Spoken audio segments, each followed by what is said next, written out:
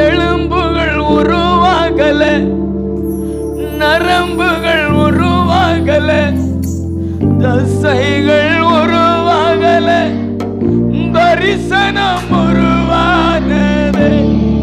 தாய் கருவிலே தரிசனம் உருவானது.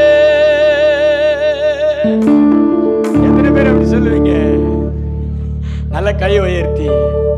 ஆண்டவர் சொல்றாரு, உனக்கு நான் வைத்திருக்கிற திட்டத்தை இந்த உலகத்துல எந்த கொம்பனாலும் அழிக்க முடியாதுன்னு சொல்றாரு. அதைத்தான் யோபு சொல்றாரு, தேவரீ நீர் சகலத்தையும் செய்ய வல்லவர், நீர் செய்ய நினைத்தது தடைபடாது, யாரும் தடுக்க முடியாது. கர்த்தர் சகலத்தையும் செய்ய வல்லவர்.